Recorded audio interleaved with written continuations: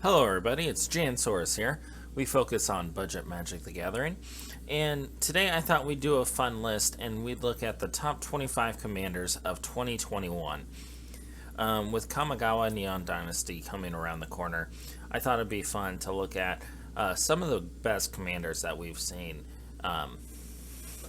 in the past year. It's kind of crazy that we're looking at everything from Kaldheim to Crimson Vow and everything in between. We're also looking at, obviously, Commander Precons. We're also looking at Modern Horizons 2, as that came out this year as well. This is just a fun list, and in no way is this is a list of the most competitive, the best commanders, like CDH wise. This is a list of my personal favorites, and I mean no disrespect for any of your favorite commanders if they happen to not be on the list. This list took me an extremely long time to make, just because it was like choosing between your kids. Honestly, it was really hard to make this list. I spent agonizing over this list. It originally was a top 10, but I just couldn't cut certain commanders out of the list, so it just kept growing and growing, and eventually I just had to stop myself. So I apologize for this length, and I apologize for the rambling. I just want to say that this is my personal opinion, and your opinion may differ, and that is perfectly fine. Alright, here we go. Top 25. 25, we have Linde, the Cheerful Tormentor. So, she is a human warlock in Grixis colors with Death Touch, and whenever a curse is put into your graveyard from the battlefield, return it to the battlefield attached to you at the beginning of your next end step. At the beginning of your upkeep, you may attach a curse attached to you to one of your opponents. If you do, draw 2 cards. So she is a very unique commander, as she's the first commander that actually has curses mentioned in its text. So it's a very interesting commander to build around. And she also solves the problem that you run into with your curse decks, is that, yeah, it's great to eliminating 1 or maybe 2 opponents, but as soon as that opponent's gone, all your curses disappear. At least with her, there's a chance that you get some value off of them, and then you can pass them on to the next person as well. So it's a very unique way of getting recursion off of it, and it can even give you draw effect off of her last bit of text there. So it's just again a very unique way of getting around one of the downsides of running a curse deck. And obviously curses are what you want to put in her deck, so we have Curse of Disturbance and Curse of Verbosity. And I just really would like to point out the artwork of these 3 cards. The Voodoo Doll in her hands is actually a named character in the MTG lore, named, I believe, the Unluckiest Planeswalker. And he is a key character in most of the Curse card art. So I think that's just a little bit of like the cherry on top of card design is the artwork that has her torturing his voodoo doll. Top-notch wizards. I do have a link in the iCards for a deck tech that I did do on her, and from here on out I won't be mentioning that, but I will put in an iCard with the link to whichever video if you do happen to find a commander that you really like as well on this list. Alright, 24, Tovalar Dire Overlord. Tovalar Dire Overlord starts off as a human werewolf, and whenever a wolf or werewolf you control deals combat damage to a player, draw a card. At the beginning of your upkeep, if you would control 3 or more wolves and or werewolves, it becomes night, then transform any number of human werewolves you control. And on the flip side, it has the same first part of the text, but the bottom is X, red, green.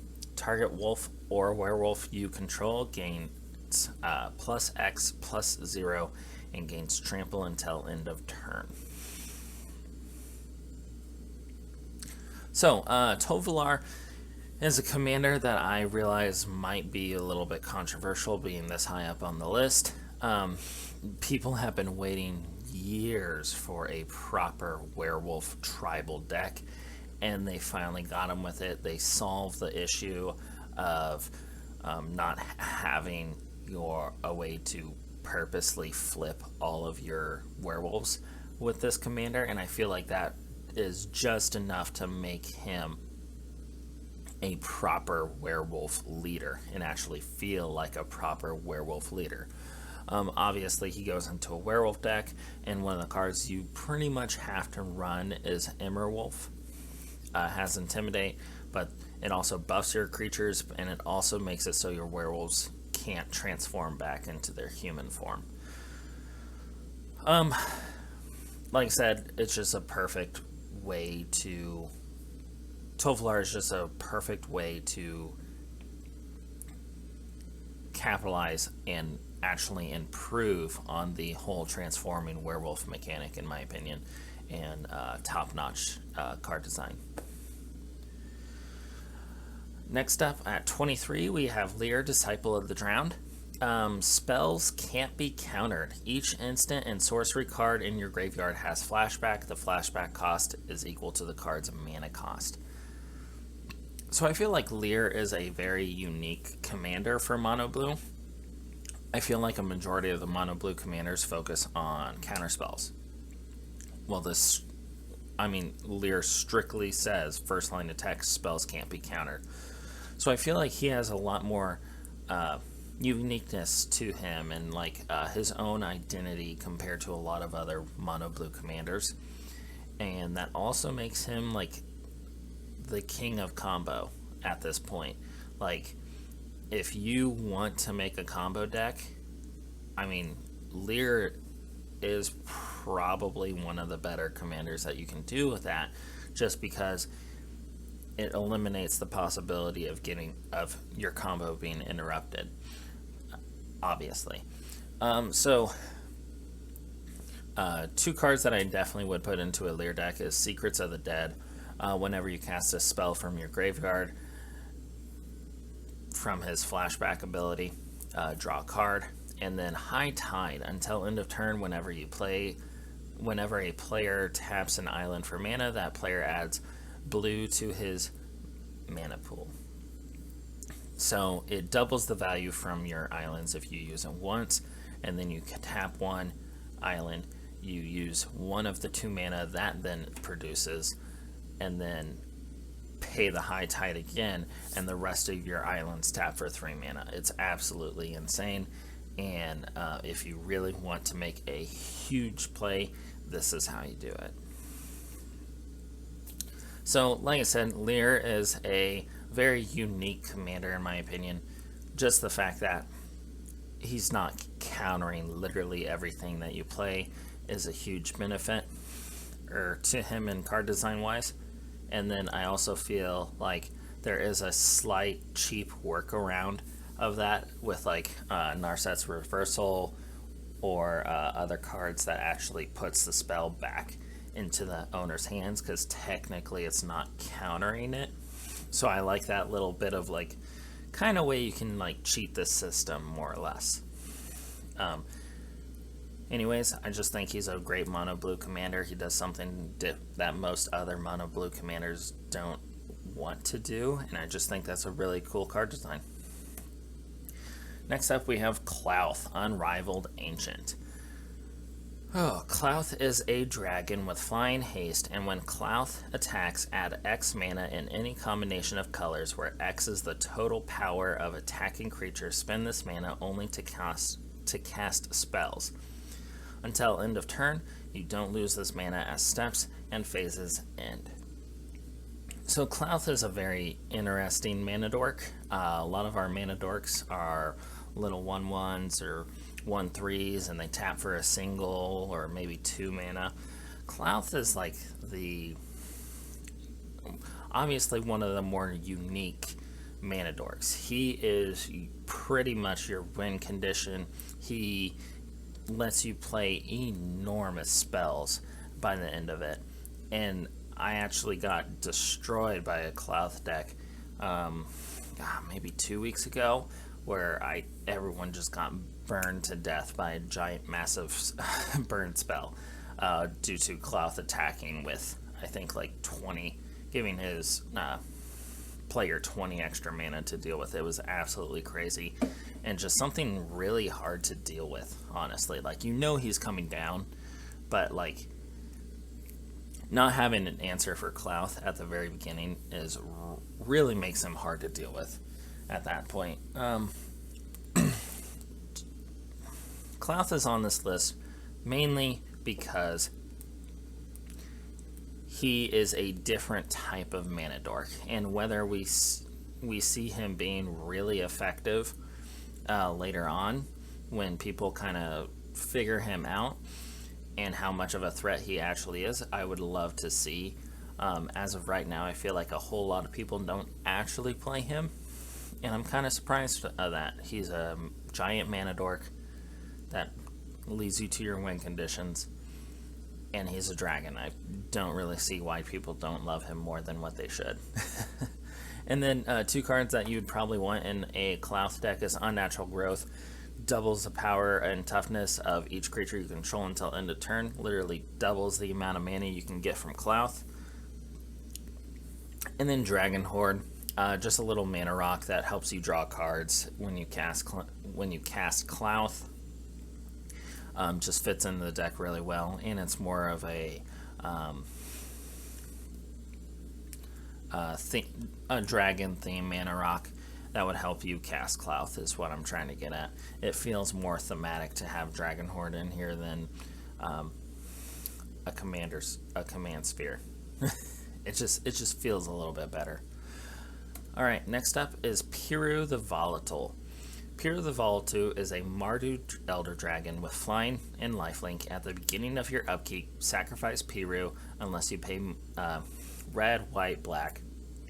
And when Pirou dies, it deals 7 damage to each non-legendary creature.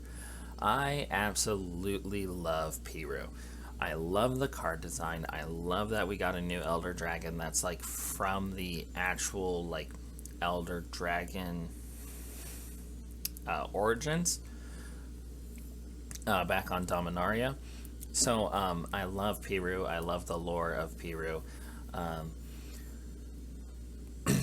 One thing that I also would really, really love to point out is that it's a callback to the original set of Elder Dragons that came out in, I believe, Legends, where they all have a upkeep cost, an upkeep trigger to keep them before sacking them, like the original Nicol Bolas. Reason why I also love this is they didn't just make it a negative. If they would have just made it a negative for the upkeep cost, I think Pirou would not have made this list at all, even though it is a big dumb dragon that I absolutely love.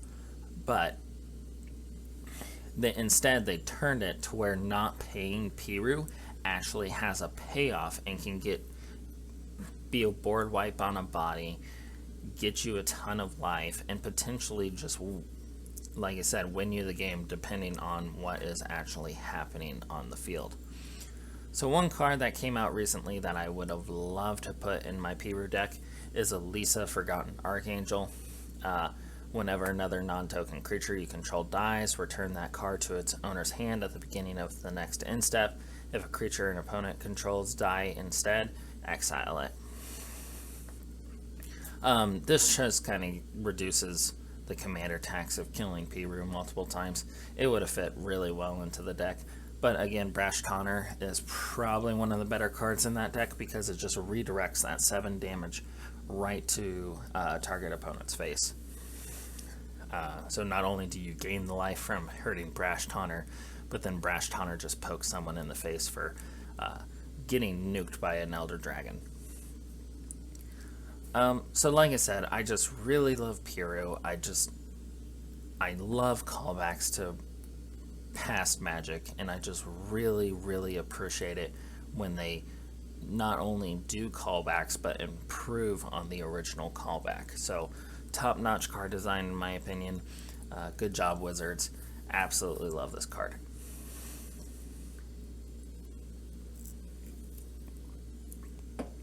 Next up, we have Rannar the Ever Watchful.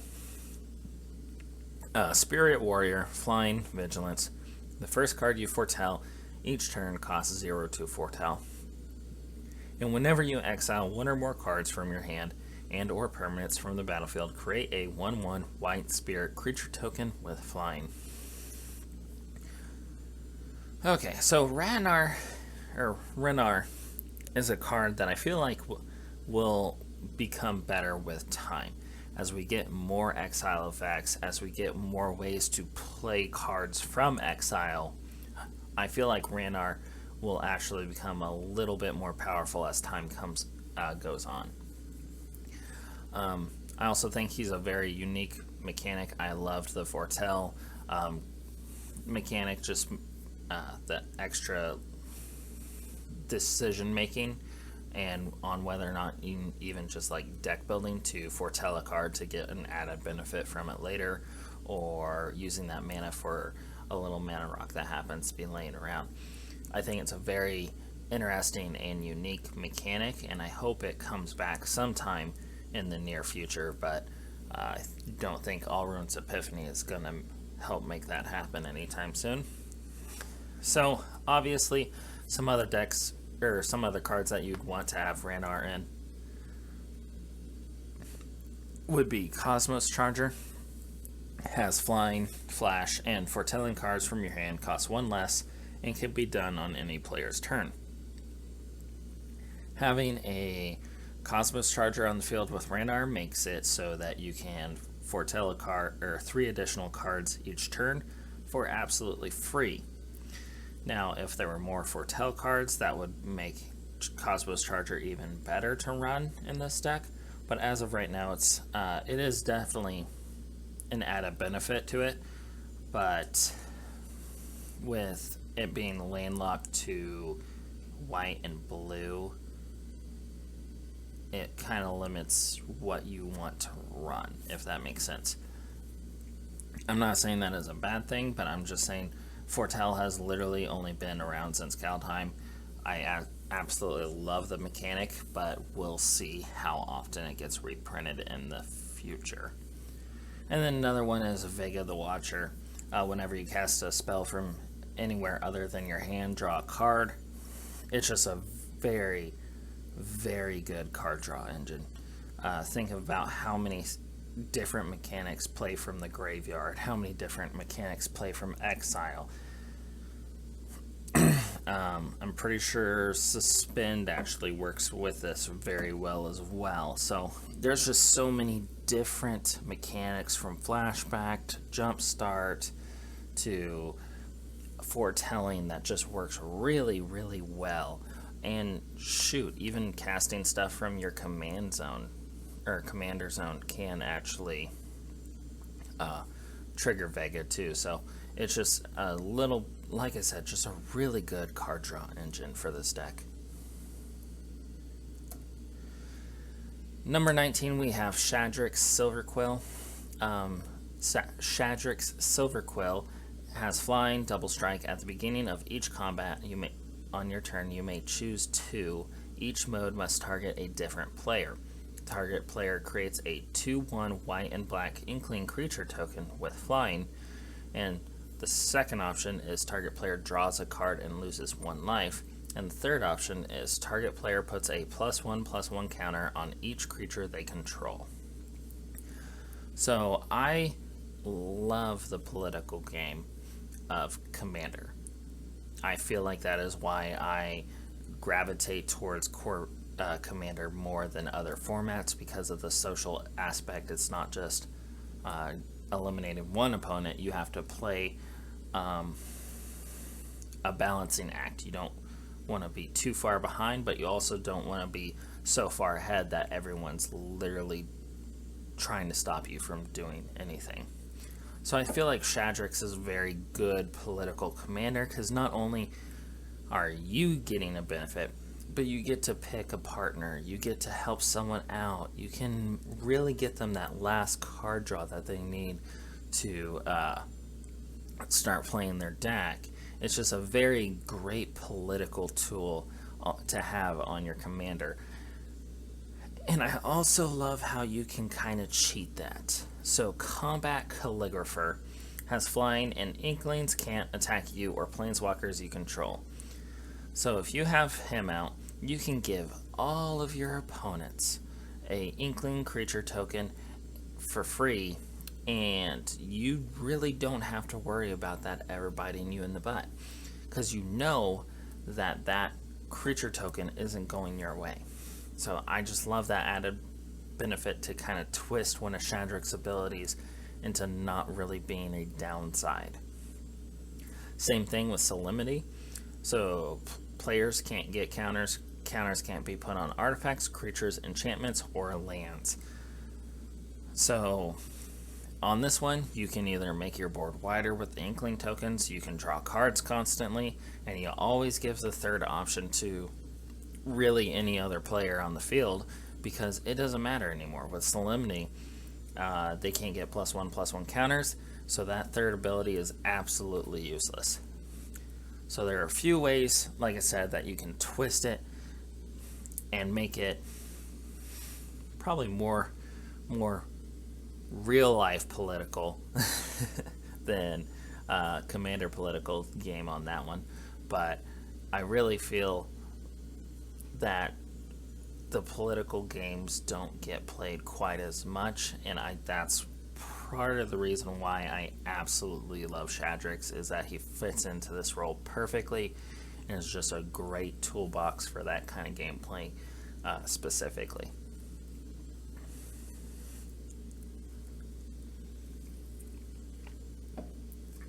Oswald Fiddlebender. Oswald Fiddlebender is a mono-white commander that is actually good. So he has Magical Tinkering, pay white and tap, sacrifice an artifact, search your library for an artifact card with mana value equal to 1 plus the sacrificed artifact's mana's value. Put it onto the battlefield, then shuffle, activate only as a sorcery. So when I saw Oswald, I knew he would be popular, but I am kind of surprised he is not more popular than what he is, honestly. Yes, I know that he's not as CDH powerful as Tashar, who I have on the left side of the screen. But anytime you have a birthing pod effect on a stick, you should pay attention to it, honestly. This commander is absolutely nuts, and I love him so much. The fact that you can get out artifacts specifically, with how much artifact support there has been in this game and will continue to be printed, and the amount of utility you can get from artifacts makes Oswald very powerful, in my opinion. And he will only get more powerful as more and more artifacts and artifact support is printed. So, some cards that you would definitely want in an Oswald deck is Tashar, Ancestor's Apostle, and Scrap Trawler. Both of these cards just give you added benefit and recursion in your deck. So every time you cast a historic spell, return target creature card with converted mana cost 3 or less from your graveyard to the battlefield. So all your small artifact creatures that can possibly discount your other artifacts, or even Scrap Trawler, which gives you more recursion, can just be constantly recycled with these two. And Scrap Trawler, every time an artifact hits the bin, you can return an artifact that costs less from it to your to your hand. So at that point, what you do is you sacrifice an artifact. You get a smaller artifact. You play that next turn. You sack that to get a different artifact that you want, and it's just a very great way to facilitate your engine. If you can get an artifact to untap Oswald out of your deck too, then this combo just works even faster. Honestly, just great cards to have in an Oswald deck. Next up, I have Killian, Ink Duelist. Human Warlock, lifelink with Menace, and spells you cast that target a creature costs 2 less to cast. So Killian, I feel like, is a very, I don't want to say underwhelming commander when you first look at him, but he's a 2/2 for 2, and the amount of mana efficiency that you can get out of Killian is very undervalued by most people, I feel like. So any spot removal spell instantly becomes that much better. You can have a I think Eat to Extinction becomes a 2-drop removal spell that exiles target thing and lets you surveil the next card. Honestly, makes most removal way more mana efficient, obviously.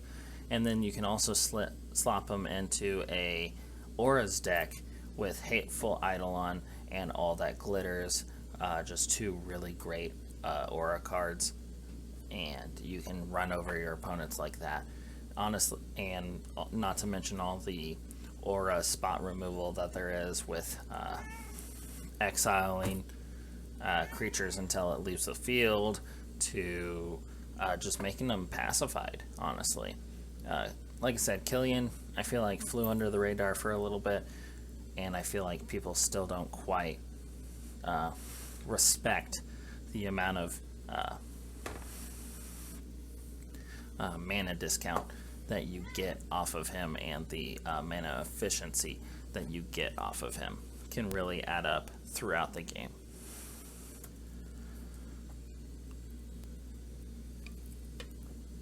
Alright, next up we have Coma, Cosmos Serpent. First line attacks, absolutely amazing. Wish this was on a lot of other big, bulky commanders. This spell can't be countered.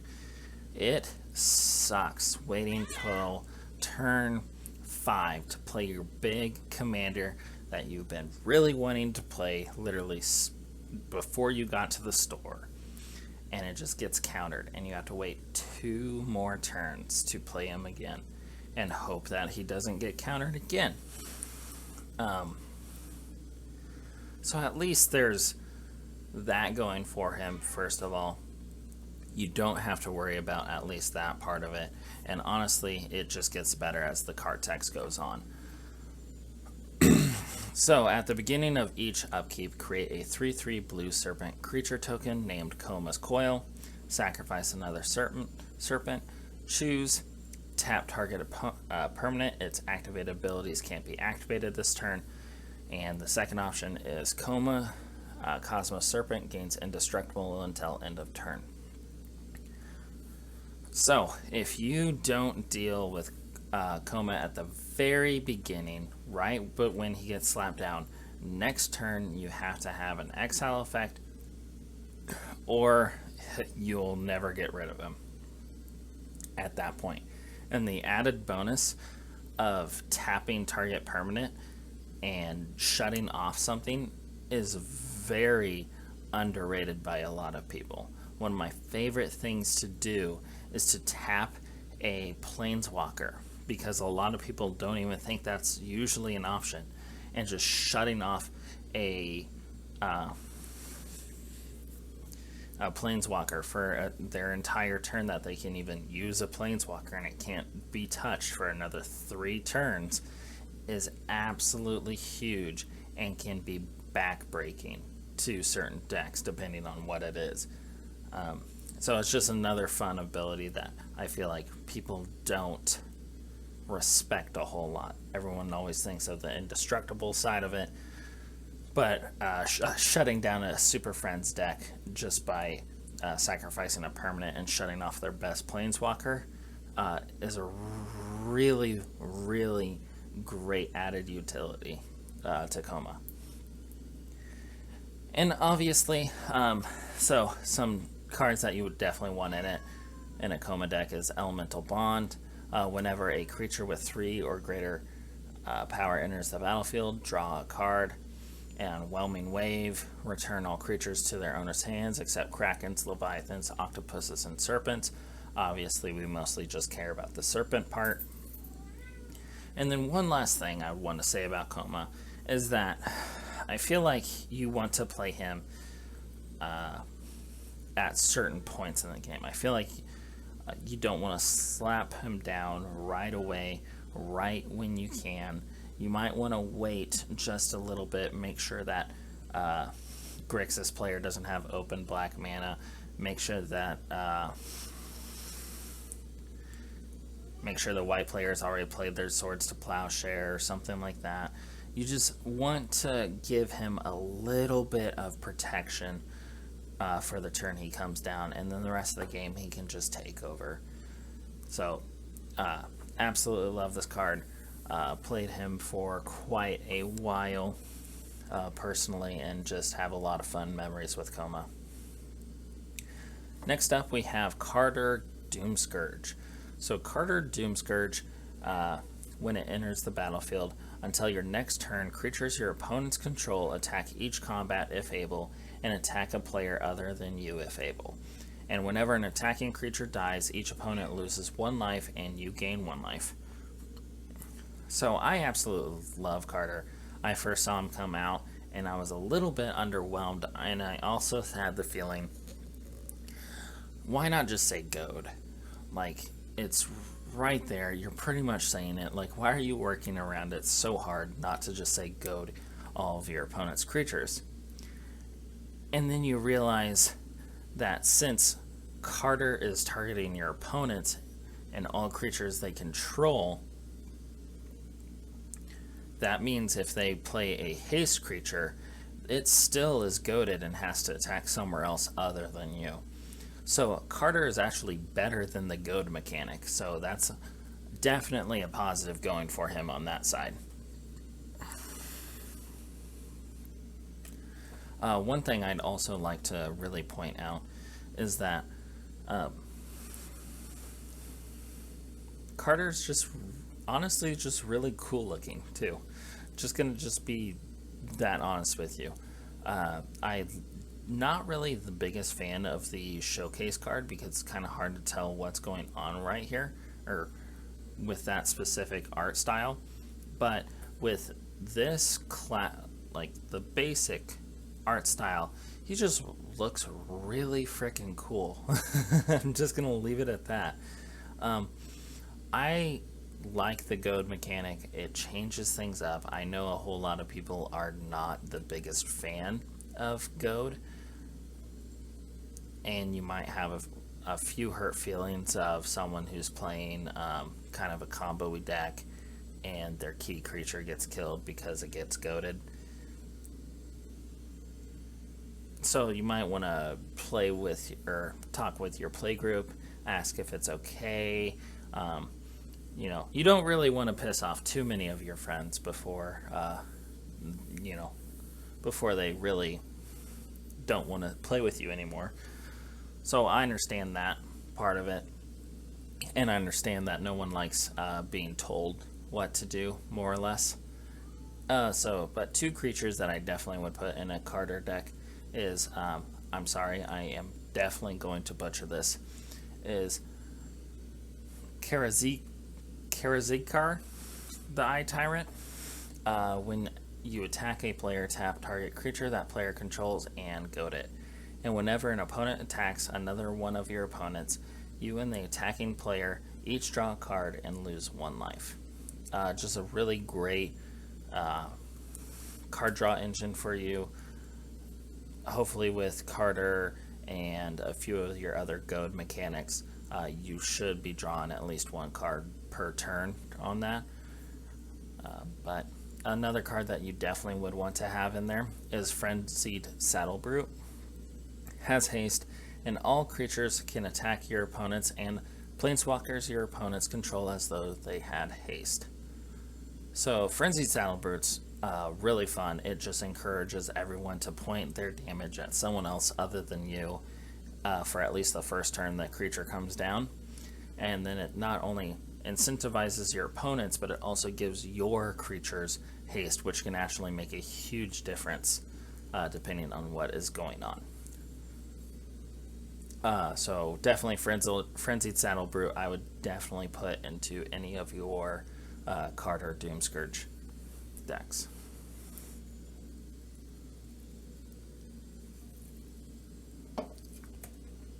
Alright, next we have Wolfgard of Icewind Dale. Human Barbarian has melee. If a creature you control attacking would cause a triggered ability of a permanent you control to trigger, that ability triggers an additional time. So if you, we'll just go through this ability using his melee example. Let's say you are attacking all three of your opponents on one turn. Doesn't matter how many creatures you're attacking with. Wolfric turns into a 7/7 because of his melee ability. But then since his bottom text triggers at additional time, he actually becomes a 10/10, which is terrifying. Before you even consider commander damage, that is absolutely terrifying. So any sort of boost effect, and he turns into a two-hit kill for anyone just due to commander damage. So that's absolutely terrifying. And then it gets even worse when you throw cards in like Itali Primal Storm, which has whenever it attacks, exile the top card of each player's library. Then you may cast any number of spells from among those cards without paying their mana cost to potentially rip 6 cards off the top of the table, or off the top of your opponent's decks, and play those for absolutely free. Is insane, and depending on what you get, can absolutely win you the game off of that. Another key creature that I definitely would include in a Wolfgard deck is Blossoming Bog Beast. Whenever Blossoming Bog Beast attacks, you gain 2 life. Then creatures you control gain trample and get X or +X until end of turn, where X is the amount of life you gained. So I really want to preface this one with Wolfgard's ability, because if you play Blossoming Bog Beast and attack with it with a Wolfgard on the field, you get 2 triggers. The first trigger happens, and then the second trigger also happens off of Wolfgard's ability. So then you gain 2 life off of the second trigger, and then all your creatures get +2/+2. And then the original trigger happens, and you get another 2 life, giving you 4 life. And since it's 4 life you gained, all your creatures get +4/+4, which means they get a total of +6/+6, and you get an added bonus of 2 life. And it gets trample, and it can just absolutely decimate anyone's army that you're attacking into. Very good alpha strike creature with Wolfgard. 10 out of 10. I love Wolfgard because I am a sucker for any Panharmonicon effects, and I love Panharmonicon effects with a twist, which this is absolutely what it is, and I absolutely love it. Please, Wizards, keep on printing cards like this. Absolutely love Panharmonicon, and absolutely love just the added benefit from unique situations. Again, I do want to point out something that I pointed out during my deck tech of Wolfgard, is people really don't like you cheating and getting extra stuff off of him. So he does paint himself a pretty big target on his back, and he probably will die unless you try and protect him. Just something I wanted to point out there, because he does tend to die a lot. Number 13, we have Chatterfang Squirrel General. Chatterfang Squirrel General has Forest Walk, and if one or more tokens would be created under your control, those tokens plus that many 1/1 green squirrel creatures tokens are created instead. And it has pay a black, sacrifice X squirrels, target creature gets plus X minus X until end of turn. This is literally what people have been asking for so long, is an actual squirrel tribal commander. We got Toski in Kaldheim, and yes, he was a legendary squirrel, but he didn't really help you pay off a squirrel tribal deck. He just wanted you to go wide and attack with a lot of little creatures and get a ton of card draw and play something that nuked the board and left him as the only thing that was there and just kept nuking the board. That's all that Toski really wanted to do, but instead we got Chatterfang. And Chatterfang is literally everything that Squirrel Tribal players have been begging for. First off, he has Forest Walk for a little bit of added bonus.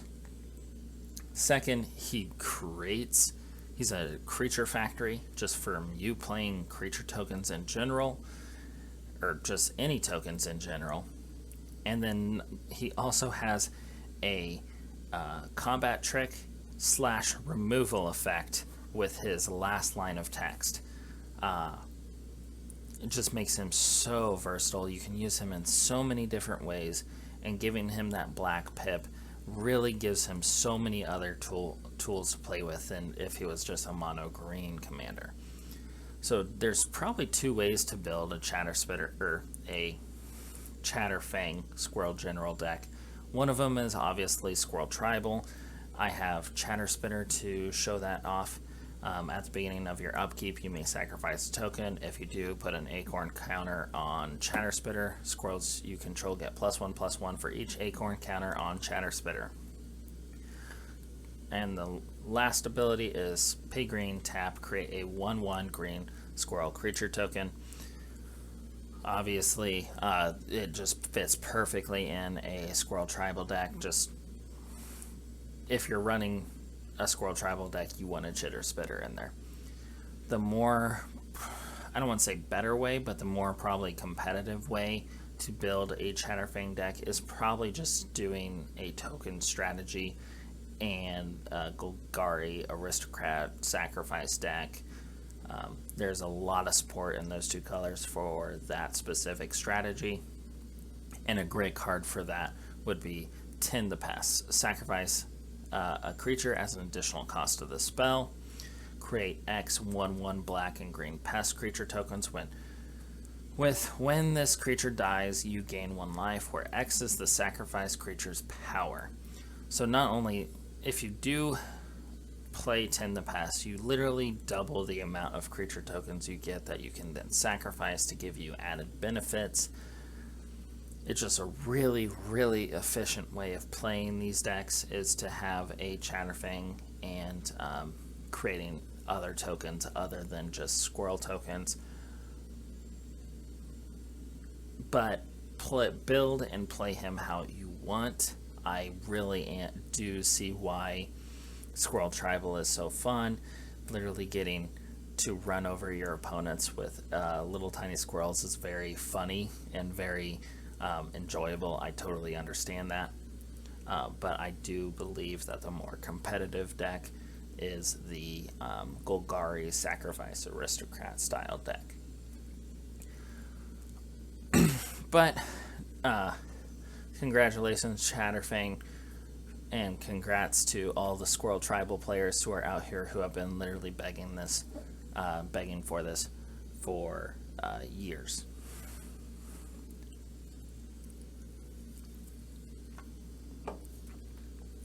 Number 12, we have Hoffrey Ghostforge. Dwarf Cleric. Spirits you control and get +1/+1 and have trample and haste.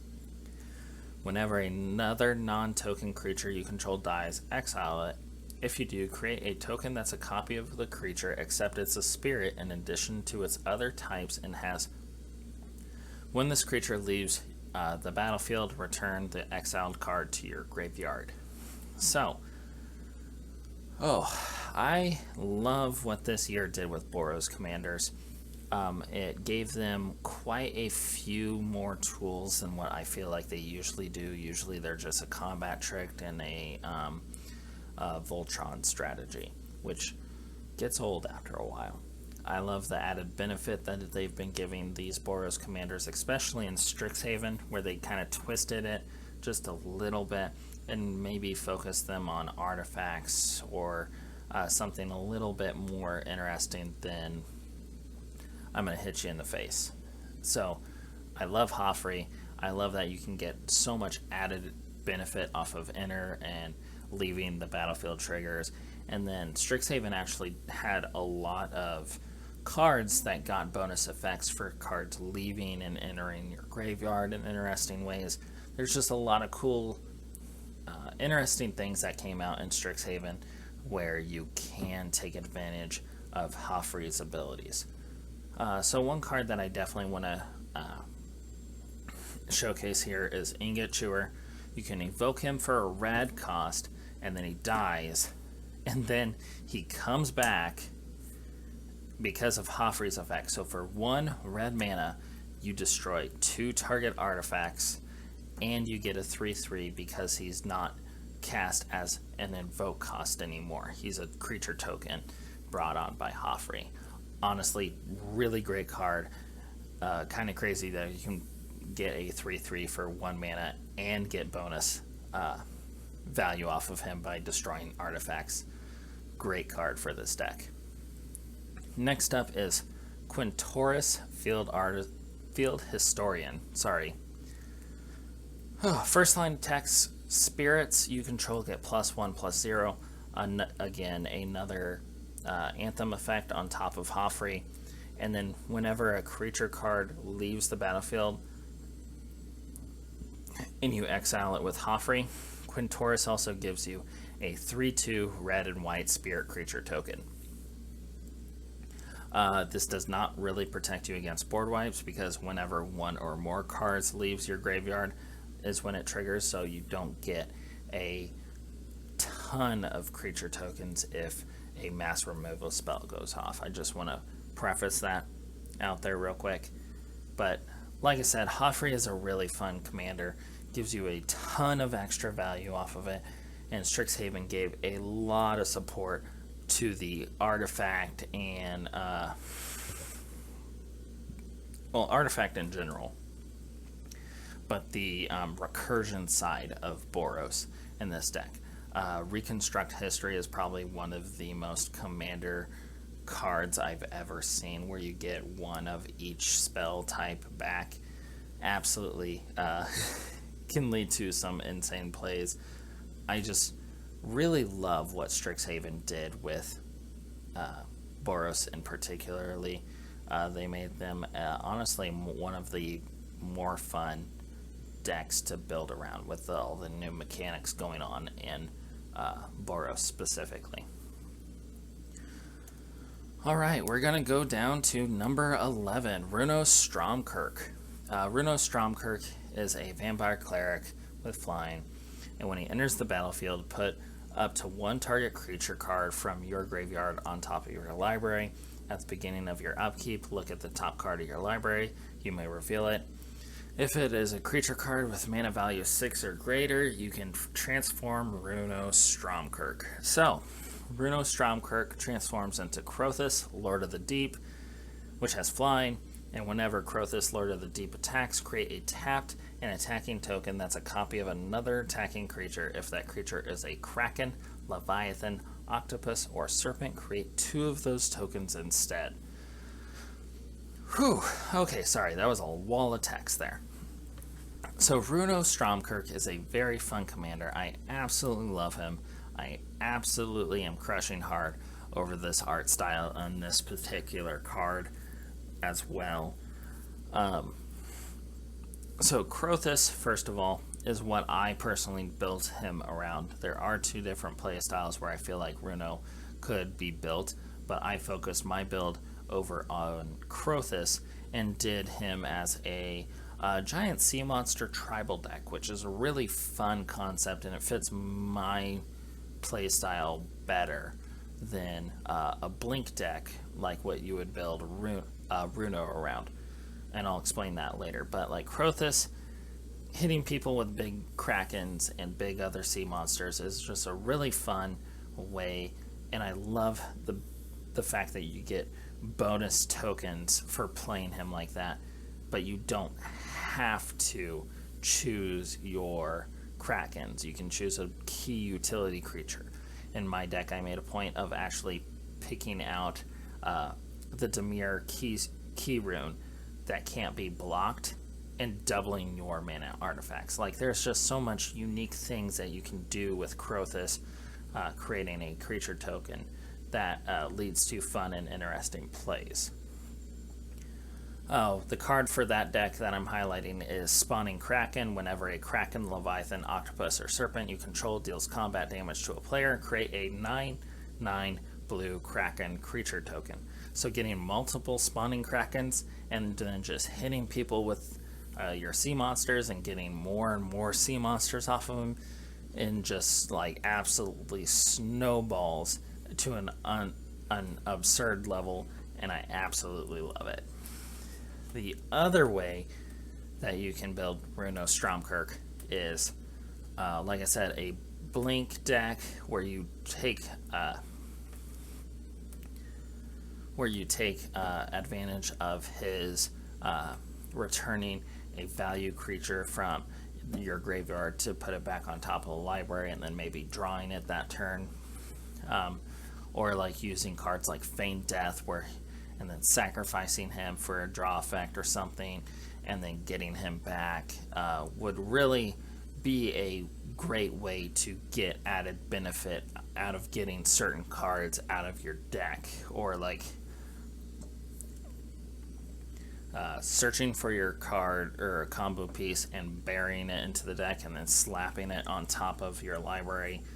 There's just so many ways you can get advantage out of playing with your graveyard and putting it as your guaranteed next draw that I feel like Runo could very well and easily work in that deck.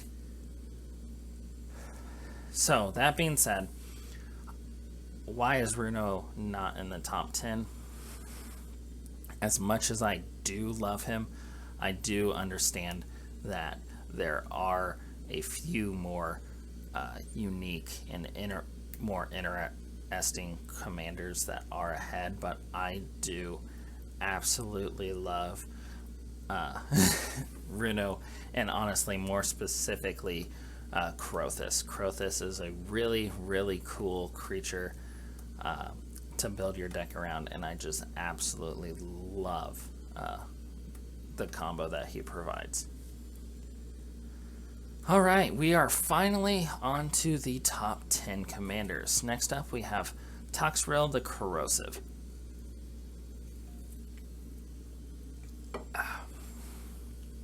Tox Rail the Corrosive has an ability. At the beginning of each end step, put a slime counter on each creature you don't control. Creatures you don't control get -1/-1 for each slime counter on them. And when a creature you don't control with a slime counter on it dies, create a 1/1 black slug creature token. And you can play blue and a black and sacrifice a slug, draw a card. So Tox Rail is really like your Coma. It doesn't have the added benefit of can't be countered, which is a slight negative to have, but you really don't want to slap Tox Rail down right when you're able to. I think you want to establish a board presence that if Tox Rail makes it to the end phase will get you at least a good amount of slug tokens. So cards that actually give your opponents things aren't a negative in Tox Rail deck. It's just a delayed benefit for yourself, if that makes sense. So one of the cards that I would definitely like to point out for that is a Slaughter Specialist. Whenever Slaughter Specialists enter this battlefield, each opponent creates a 1/1 white human creature token, and whenever a creature an opponent controlled dies, put a +1/+1 counter on Slaughter Specialist. So this potentially gives you 3 slug tokens if those creatures survive till your Tox Rail comes out. It's just, like I said, a very fun way to build is just to give your opponent stuff and then kill that with your mass removal spell for anything that's a 1/1.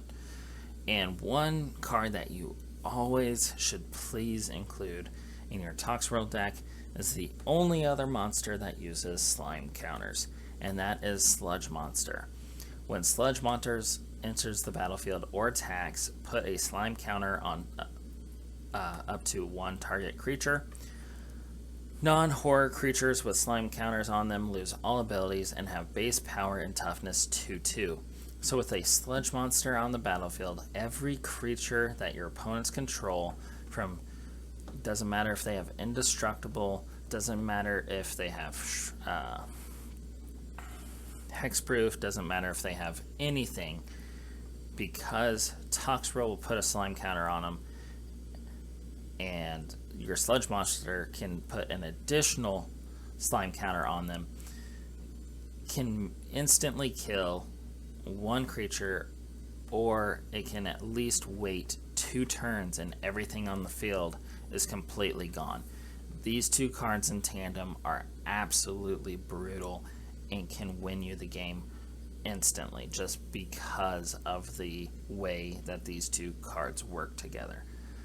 100% recommend. I'm really excited about Tox Rail. I think he's a fun card. I really do. I just don't know if he'll ever really become budget friendly, because I believe he's floating around $12 or so. So if he ever comes lower on the price tag, I definitely would recommend picking him up. He's just a really fun and powerful in-game commander that more or less focuses on board wipes. Alright, we are moving on to number 9, Karth the Lion.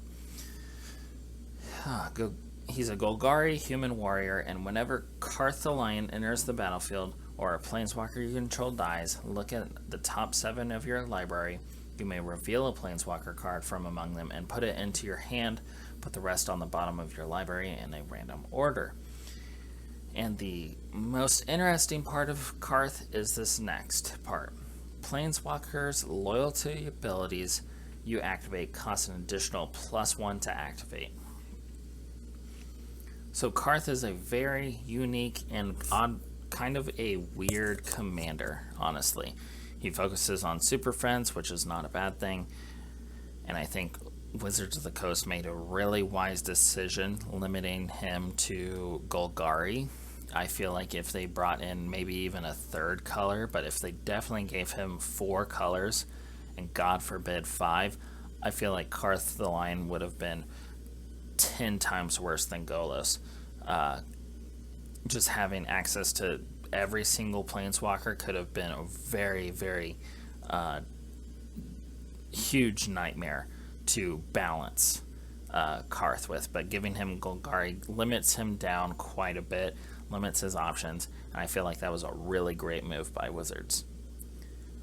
So we've never seen a +1 to activate, so it's worded kind of weird in a way. So I want to preface this by looking at Garruk the Cursed Huntsman. He creates creature tokens with his 0, destroys target creature, and draws a card with his -3, and his emblem, or his ultimate, gives you an emblem for -6. With a Karth the Lion on the field, his +0 turns into a +1 ability, his -3 turns into a -2 ability, and his -6 turns into a -5 ability, which means you can instantly cast Garruk Cursed Huntsman and get an emblem to give all your creatures +3/+3 and have trample. it also means that since Garrick then dies, because you paid all of his loyalty cost, you then search the top 7 cards of your library for another Planeswalker to replace him. Just a very, really cool interaction between the two, and I feel like that's the best way to highlight the +1 to activate. It doesn't make your minus abilities more expensive, it's a bonus. I swear that's how that works. It's a little bit weird wording, and I think it's a very, very unique way to do a Super Friends deck, honestly.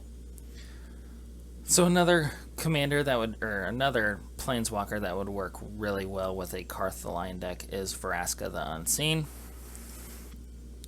Her +1, which gives her protection unless your opponent's not afraid of losing creatures.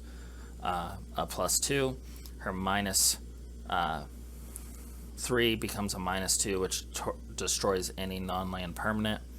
And her -6 ability creates 3 1/1 black assassin creature tokens that if they deal combat damage to a player, that player loses the game. And the reason why she's really good is because her self-protection ability becomes a +2/+2, and her ultimate becomes a -6. So you can plus her to get her to 7 loyalty, then ultimate her the next turn, and then you still get to keep your Vraska the Unseen, and you have a win condition on the board. It's absolutely insane. I really love this card effect, and I really love how Karth is honestly a really unique Super Friends commander. And like I said, I just think Wizards did top-notch job limiting Karth the Lion, because I feel like if he had 4 colors, he'd be broken. And like I said, if he had 5 colors, he would be a nightmare to balance. But giving him 2 colors, I think that's just the right amount of Planeswalker access that he needs.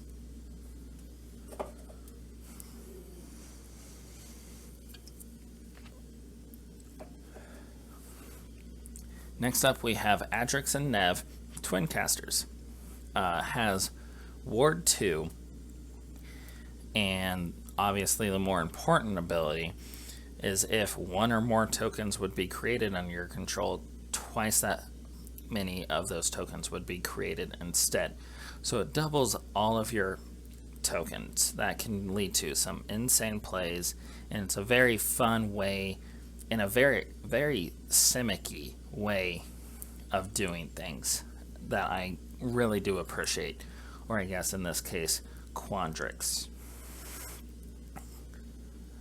So one thing that I definitely would want to point out is how undervalued I feel like the Ward 2 is. I feel like that is a really big part and a really great form of protection that's not too overpowered. It really does come up more often than what most people think, because instead of your Heartless Act for costing 2 mana, now costs a total of 4. Your Swords to Plowshare now costs 3 mana.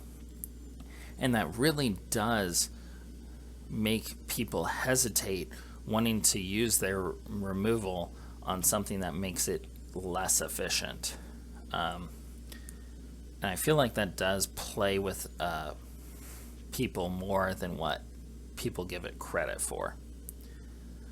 So there's 2 different ways I feel like you can build Adrix. Actually, just an absurd amount of ways, but I'm going to point out 2 of them. The first one is going a creature token deck, which I have Reform here for, where it dies, it creates a 3/3 blue fish token that when it dies creates a 6/6 blue whale token, and when that dies it creates a 9/9 Kraken creature token. With an Adrix and Nev on the field, Reform creates 2 blue fish, which in turn create 4 6/6 whales, which then in turn create 8 9/9 blue Kraken creature tokens off of a 4 CMC card. Absolutely crazy. the amount of value you can get off of an Adrix, a Nev, and a Reefworm. The other way that I would like to demonstrate to you guys is the amount of just other tokens you can get. So I have Tireless Tracker here. When a land enters the battlefield under your control, you investigate, which gives you a clue token. When you sacrifice a clue, put a +1/+1 counter on Tireless Tracker. That's not really the important part here. I just want to preference how many tokens we have in this game. We have treasure tokens, we have clue tokens, we have gold tokens, we have food tokens. There are so many routes you can build an Adrix and Nev deck that is actually kind of crazy. You can build a honestly mostly green food deck and it would probably work really well with an Adrix and Nev. You can do a clue deck and it can just give you an absurd amount of card advantage throughout the whole game just due to your amount of clue tokens you're producing. Your treasure tokens could give you an absurd amount of mana where you could end the game probably on turn 5 if you really drew the perfect set of cards. Honestly, Adrix is really, really powerful, a really fun way to get the math side of Magic down without it becoming too convoluted, if that makes sense. Which works perfectly with Simic's new identity as Quandrix, which was full of the mathematicians. So I really do appreciate Adrix and Nev, and they made it this far on the list just on like the possible deck building that you can do. You can take Adrix and Nev in so many ways, and I feel not a whole lot of commanders can do anything close to that sort of thing. They're usually pretty specific, and I just appreciate Wizards for giving us a pretty wide-ranging toolbox with this commander. Next up, we have Brina the Demagogue. Brina the Demagogue is a political commander, and like I said with Shadrick's, I absolutely love that side of things. I just feel like Brina does that job better than Shadrick's, actually. Brina has whenever a player attacks one of your opponents, if that opponent has more life than another of your opponents, the attacking player draws a card and you put 2 +1/+1 counters on creatures you control. So Brina is a very fun commander, can come out really early. People aren't really intimidated by a 1/3 flyer, and they won't really want to hurt you because they know that they'll get card draws by keeping your commander around. So it's a very fun, unique kind of back and forth between you and your opponents that you can have with just her out, obviously. And another card that I definitely would want to include in a Brina deck is some other political tool cards like Duelist Heritage. Whenever one or more creatures you attack, you may have target attacking creature gain double strike until end of turn. This card alone can make blocking an absolute nightmare. Let's say someone's playing a Death Touch deck and is attacking into a different opponent. You can select any one of those and instantly kill their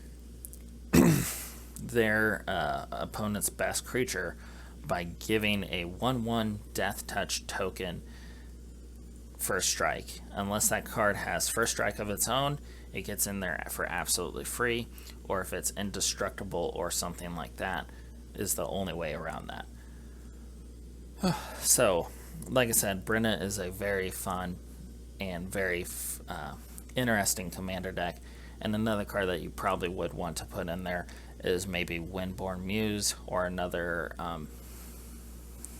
enchantment effect like that really persuades your opponents to attack other players other than you.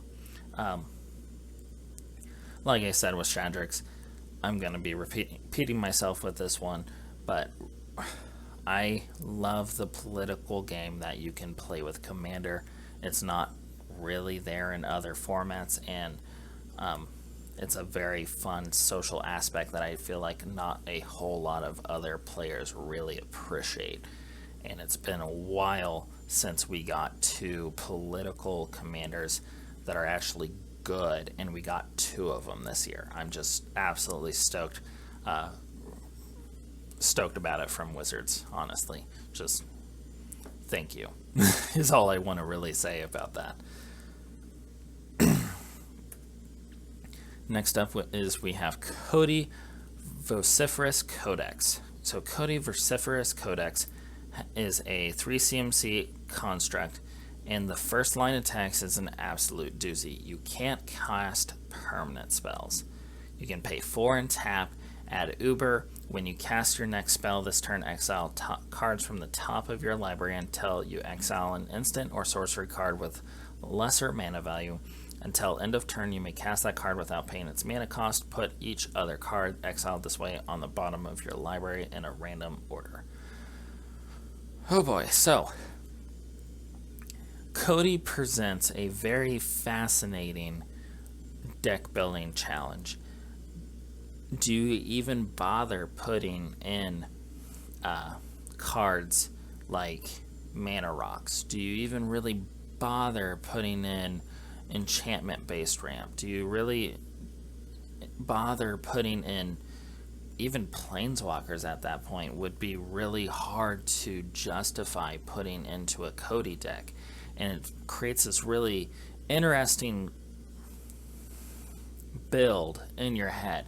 And the way I lean more towards it is to having most of my ramp spells be not permanent based, not even creature based, but like Growth Spiral, Cultivate, cards like that just either put cards into your hand or lands into your hand to help play them next turn, or to play additional lands each turn off of instants and sorceries like Growth Spiral.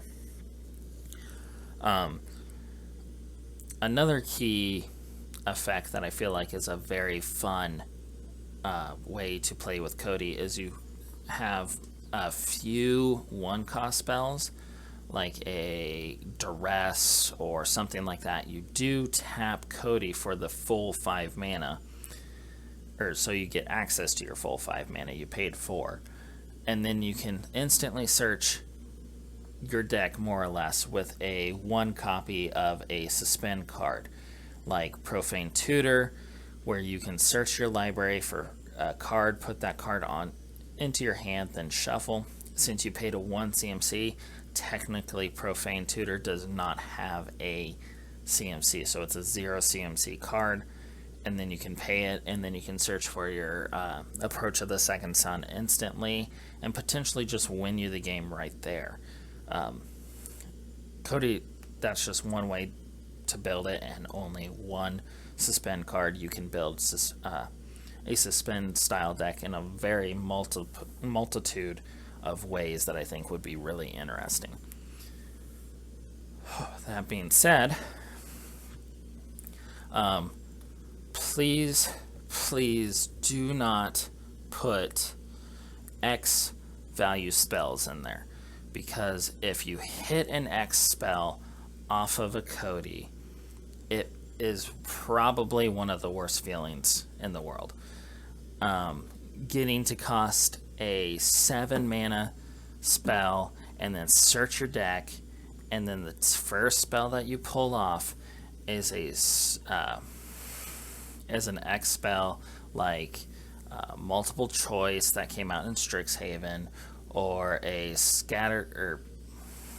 Batter Skull Smashing card where it's X red, feels so bad because that X is instantly 0, and that card just literally just burns a hole in your hand, and it's just such a bad feeling. Please please do not put X cards in your Cody deck. I always feel like I draw them at like the most important moments. Like, I really need to hit this Wrath of God. I really need to hit this Time Warp so I can save my Cody at least. I really need to hit just anything. And I pull a X card and it literally does nothing, and I felt like I wasted everything. It just feels like such a bad moment. It's like hitting 3 lands off of your Golos. It's literally hitting 6 non-goblin cards off of your Muxus. It hurts so much. It's so deflating to your ego and your motivation, honestly. It's just really debilitating. So I love Cody so much. I played him so much on MTG Arena with his with a historic brawl deck, because that's the closest thing you can play on Commander on that. And I have a blast every time I bring him up on the app. Absolutely love this card. Next up is Min Wily Illusionist. So Min is a gnome wizard, and whenever you draw your second card each turn, create a 1/1 blue illusion creature token with this creature gets +1/+0 for each other illusion you control. And whenever an illusion you control dies, you may put a permanent card with mana value less than or equal to that creature's power from your hand onto the battlefield. So Min Wily Illusionist is a really interesting card. Number one, he's a creature factory for doing something that you want to do in Magic the Gathering anyways, and that's draw cards, which blue is really, really good at doing. And then it also has the added benefit where it can kind of cheat and get you extra value out of your big hand by dumping some probably some pretty big CMC cards out of your deck once you get established. So one card that I definitely would put in is a Lord of the Unreal. Illusion creatures you control get +1/+1 and have hexproof. It's an Anthem effect, and it gives your illusions protection. It just gives you, it's literally everything that you want in this deck. And another one is Curiosity Crafter. Flying, you have no maximum hand size, which might actually come pretty important in a Min Wily Illusionist deck. And the last part is whenever a creature token you control deals damage to a player, draw a card. That can just give you an absurd amount of card advantage just off of the illusion tokens that you're going to be getting with Min anyways. So the reason why Min is on this list is it's a kind of a unique effect with the whole illusion thing, and that the illusions get bigger for each other illusion you control. That part's not quite the unique part. The thing that I absolutely love about this card is that the last paragraph is where when it dies, you get to cheat something into play that gives you so much more card advantage than most other commanders have just on a single card. Like, this card requires 0 setup to actually just do what it wants to do and start doing some kind of really crazy things. Like, can you imagine having Min Wily Illusionist attack with a 1/1 and then cheat out a Soul Ring for the next turn? Or and that's just like the basement. That's the basement. That's the bottom you can do. That's it. Like, that's a 1/1 blue illusion. Once you get into 3, 4, 5 CMC stuff getting cheated into play because you have a 1/3 gnome on the field, that's when it starts to get absolutely crazy. And I just love the added benefit. If it didn't have if it had one or the other, I don't think Min would be even close to being on this list. But the fact that it has both of these both of these effects on a single card makes it just too good of a value engine not to have on this list. Okay, number 4, Wilhelt the Rock Cleaver. I'm just going to go ahead and say it, probably the best zombie tribal commander that we have access to as of right now. Absolutely love Wilhelt. I love that he is a huge simp for Gissa, and she is having absolutely none of it and actually ran off to see her brother again. So I can't describe how happy reading about Wilhelt's lore actually made me. It put a smile on my face the entire time because it was so cringy. It was so adorable in the most dorky way, and dorky comeuppance kind of way. Absolutely love it. But let's go on to the actual card. We have whenever another zombie you control dies, if it didn't have decay, create a 2/2 black zombie creature token with decay. And at the beginning of your end step, you may sacrifice a zombie. If you do, draw a card.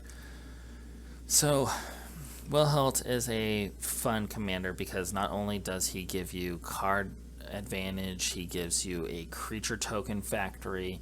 Yes, they have decay on them, which isn't the best for you, but worst case scenario, you could just sacrifice that decay token and get your card draw for free without affecting your other board states.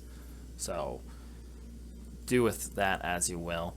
But one card that I absolutely loved in my Wilhelt deck is the Cleaver Scab and Gary combo. This is absolutely backbreaking.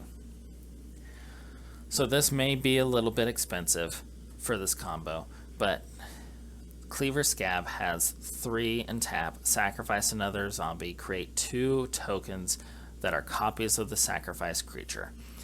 And Gary is, when he enters the battlefield, each opponent loses X life, where X is your devotion to black, and you gave life equal to the life lost this way. So this is where it could get expensive, is you slap Gary on the field, and then you sacrifice him with Cleaver. That is 8 mana in a single turn. It is doable. It is really doable in Commander, but that's one thing where you might have to actually play Gary the previous turn and then sacrifice him to Cleaver Scab on the next turn. If either of those two incidences happen, you have the original Gary cast, so you're draining everyone for your devotion, and then you hit him with an additional 2 Gary tokens that happens from your Cleaver Scab. That is 3 Gary triggers, and honestly, you're probably going to win the game off of this. If not, you are severely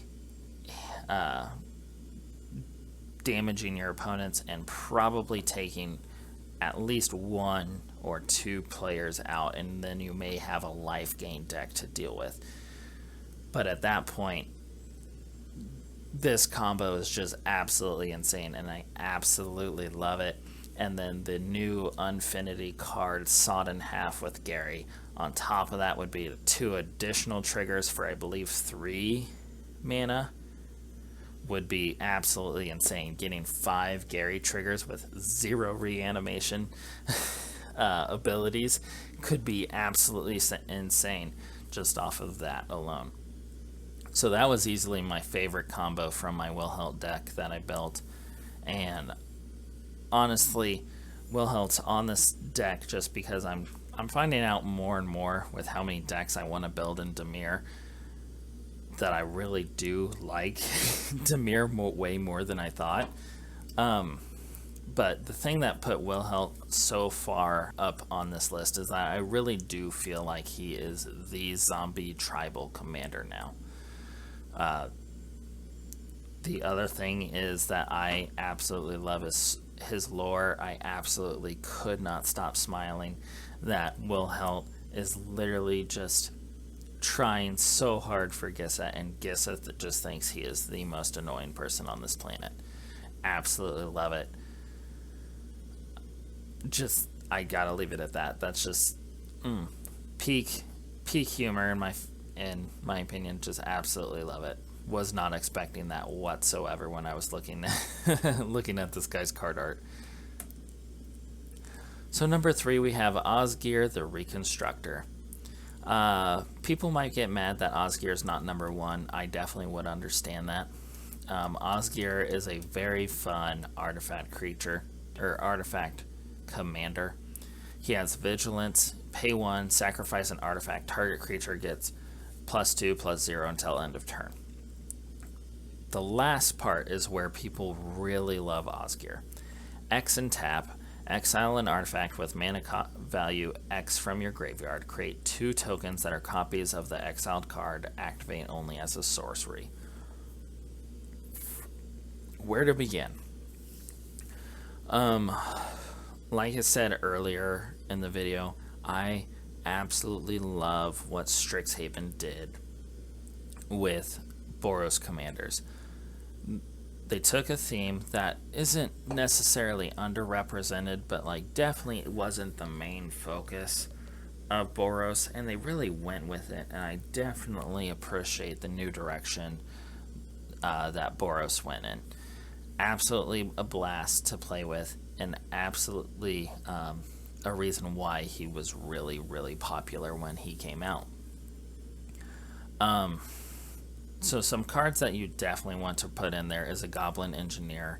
When it enters the battlefield, you search for an artifact card, you put that into your graveyard, then shuffle your card, and then you can sack an artifact for red and return a 3 CMC or less artifact card to the battlefield. And number 1, this is really a tutor effect for your Osgir. You can literally throw any artifact that you need in any circumstance into the graveyard for 2 CMC, and then sack and then exile it to get 2 of those tokens. So it's a very, very great way to tutor it, and it's also a really great way to bring back maybe a smaller CMC artifact card that you really need in that moment, like a Nettle Cyst by chance, which has Living Weapon, and equipped creature gets +1/+1 for each artifact or enchantment you control. In this deck, that can be absolutely insane with how many tokens you're creating. Just Osgir in general is just a very, very great value engine, and a very fun and interesting way to do Boros. Like I said earlier, Boros is a way better representation in Strixhaven than I feel like it has had in a long time. Thank you, Wizards. Number 2, we have Extus Auric Overlord. Has Double Strike and Magecraft. Whenever you cast or copy an instant or sorcery spell, return target non-legendary creature card from your graveyard to your hand. So Extus has a lot of different value that you can have off of him. You can build him in a few different directions.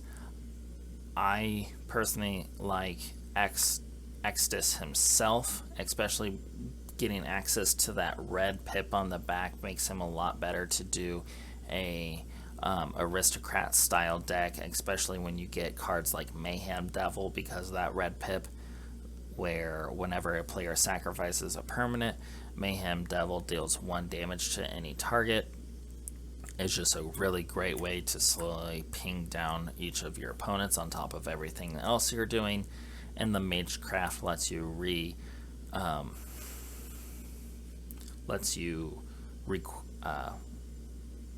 reobtain all of your cards that you are sacrificing. It's just a really, really great recursion engine, and it gives you access to Claim the Firstborn, Mob Rule, and other mass theft effects. The Crone War is another good one. But another reason why Extus is obviously on this list, and especially this high on this list, is the fact that you have a sorcery card of all things in the command zone. It's never been done before, and it's just really unique. And the way that you can cheat this out by sacrificing additional creatures, preferably your opponent's creatures, hence the mass steal effects, is a great way to reduce commander tax on this huge CMC sorcery card. This that provides you with a 3/6 black and red avatar that also damages each opponent. There's so much going for this card, and I absolutely love it. I love how they didn't just do the Extus side of it dirty and make him just boring and not worth playing. They made him actually viable and as a really great recursion engine. And then I also absolutely love that they have a sorcery, pretty much rich, not even like a ritual effect, but like a sorcery card that puts a big, dumb, powerful, situationally powerful monster on the field. I absolutely love this card, and I hope Wizards keeps pushing the boundaries on these dual face cards. I feel like they give us a lot of opportunity, especially in Commander. I know that the Deans, those are some rough commanders for the most part, but I feel like Extus was like a home run, and I absolutely love this card and both sides of it for sure.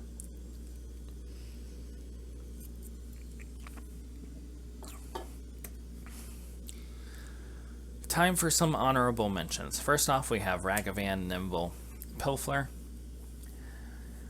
I, being a budget commander player and being a budget YouTube channel, cannot in good conscience put a $60 card on this list. It is an absolutely insane card that was honestly, I hate saying it, but it was a pushed card. I absolutely hate saying that cards were over-designed, but there is a lot going on here. Whenever Ragavan Nimble Pilfler deals combat damage to a player, create a treasure token and exile the top card of that player's library. Until end of turn, you may cast that card. And then it has dash effect to pretty much ignore commander tax, because of course it does. So cards that you would definitely want in a Ragavan deck would be something to let it double strike, because then it can trigger twice, or cards that can let you pay any mana for your lands, or make your lands tap for any mana, like a Chromatic Lantern, and possibly cards that lets you see the top of your opponent, so you know you're not hitting a land card because you can't then play it. But Ragavan is a very expensive card. It is a very powerful card in the right hands, and it is just, it's a very popular and pushed and very, I want to say over-designed, but it is a very powerful card that changed every format it is legal in, because it's just so good. And then it also came from a more premier set. It came from a more I don't want to say unique, but it came from Modern Horizons 2. It's not a normal set. It is a pretty much a master set, and therefore not as many people opened it, which drove the price absolutely insane. $60 to $70 card right there, came out this year, is absolutely nuts. Vega the Watcher, honestly, Rannar's best friend. It is like I said in Rannar's video, is just an absolutely insane draw engine, and it'll only get better as the years go by with more and more mechanics coming out that let you cast from places other than your hand. Top-notch game design, and it will honestly just get better as the years go by. Gnome Master Chef Golgari has trample. At the beginning of your end step, create a number of food tokens equal to the number of non-token creatures you had enter the battlefield under your control this turn. And then you can pay 1, sacrifice a food, target creature gains indestructible until end of turn, and tap it. So I absolutely love the little like flavor that you get with this card. Like, his food is so good, it literally like saves your creatures. It's a really fun way of doing it. I love it. Just based on that fact alone, I think it's a very unique mechanic that came out, and I hope Wizards brings back food very quickly. I feel like that was a very fun and interesting mechanic, and I feel like if they do bring back food, Gnome will be obviously a better card as he gets more and more tools to play with. Vadric, Astral Archmage, Human Wizard. Is it colors? Obviously, if it's neither day or night, it becomes day. Instant or sorcery spells cost X less, where X is Vadric's power, and whenever day becomes night or night becomes day, put a +1/+1 counter on Vadric. Vadric is honestly my favorite Spells Matter commander deck. He is a very fun card. He does a lot for you, honestly.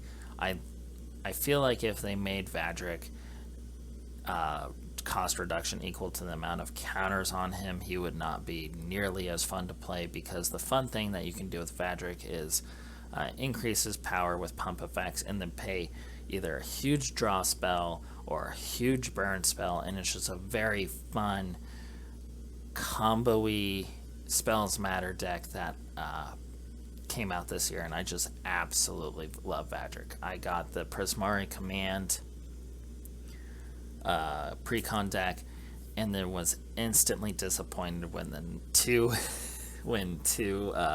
sets later this card comes out and just dwarfs Zafri's Thunder Conductor power. Just this totally just replaces that card, because I believe in the Vadric or in the Prismari Command, there's not even a 10 cost card for you to ping a random opponent for 10 damage in the face, minus maybe an X spell or two.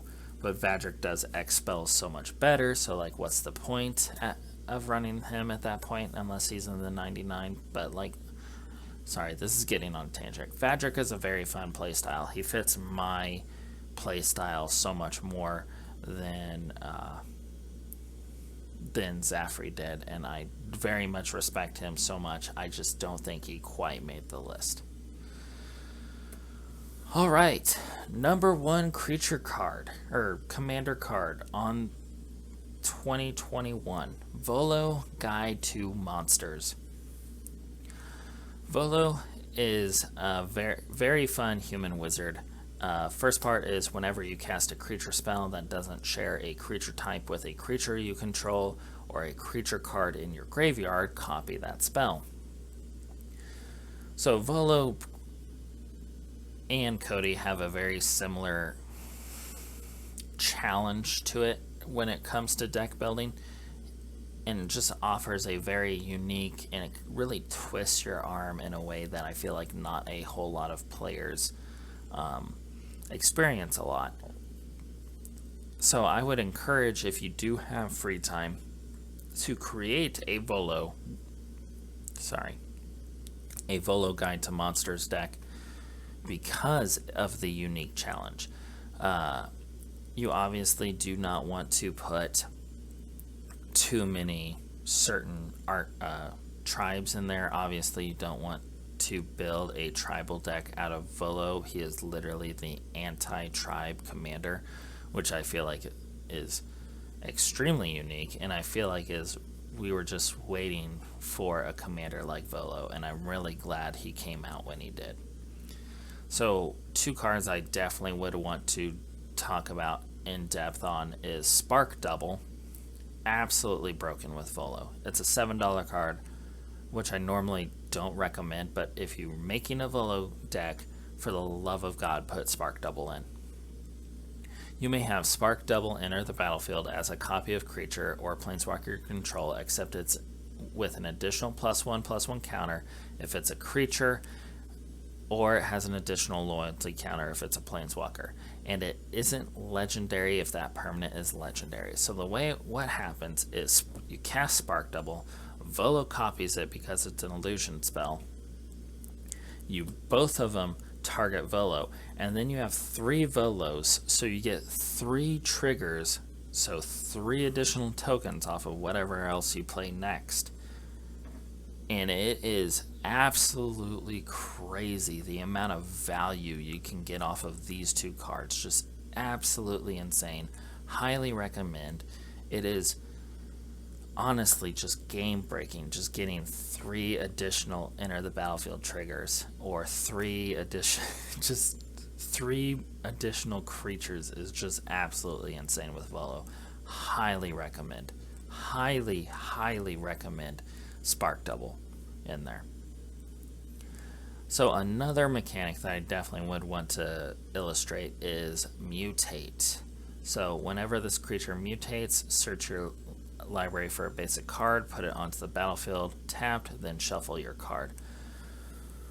Okay, so the way mutate works is that it is casting it, so it does trigger Volo. So let's say you get you have a bird, you have a Gilded Goose on the field. You mutate underneath Gilded Goose, so you hide that beast creature token, or that beast creature type underneath your Gilded Goose, and then that triggers, and it wants to search for a sorry, let me restart. You cast Migratory Greathorn. That's the original one. On the mutate cost, you target the bird. You're going to always slip it under. But before that happens, Volo triggers and makes an additional copy. So then the copy then goes underneath, searches for 1 land card. And then your original Migratory Greathorn triggers. You slide it underneath as well, and then you get 2 additional mutate triggers off of the copy Migratory Greathorn and your original Migratory Greathorn. So you get 3 different mutate triggers for playing 1 mutate card, and this only gets more insane the more you mutate, the more you hide stuff underneath, the more you put in it. God forbid if you get an Auspicious Sterix in there. If you get an Auspicious Sterix, it becomes absolutely insane the amount of card advantage that you can get off of a Volo and an Auspicious Sterix. So that being said, since you're putting mutate in there, you're going to be running a lot of beast cards. That's why we're putting them underneath. I would probably recommend also putting a Scavenging Ooze to eliminate certain cards out of your graveyard and exiling those so you can then get additional Volo triggers. I would also probably recommend putting in a Scoot Swarm at this point, just because if you mutate on top of a Scoot Swarm, that Scoot Swarm token will then make the copies of the entire stack instead of just 1/1. So you can, like I said, you can just get an absolutely absurd value out of Volo, and he has so many interesting, unique triggers that works with him. Like cloning him's really good as long as the clone doesn't die instantly. Mutate has really cool interactions with him, and that obviously leads Scoot Swarm to having really cool interactions with Mutate to be included in the deck. It's just a really, really, really fun and really cool deck, and I just love the fact that Volo is an anti-tribe deck, and it is just an absolute blast. So that is my list of the top 25 commanders of 2021. I hope you guys had fun with this. Again, this is not a competitive deck list. This is not a competitive format I'm looking at. These are just, like, in my opinions, what were the best commanders that came out. And I hope I gave you a little bit of a reason why. If your favorite commander was not on here, I do apologize. It's just sometimes, like, I cut out some of my favorite commanders, to be honest with you. I would have loved to put Reno higher on the list. I just couldn't. And honestly, if you look at the top, anything probably in the top 10, and you said, I think this person was the best commander, I would have a hard time disagreeing with you. There were a lot of really great commanders this year. Props to you, Wizards and R&D team. Absolutely love it. And I'm just really happy with the amount of solid commanders that came out from Adventures in the Forgotten Realms, Strixhaven, and Kaldheim. I think those and Modern Horizons 2 having such a unique play style in it as well led to us having such a great year in Commander. Absolutely love them. Keep up the good work, Wizards. And I hope I'll see you guys next time. Thank you so much.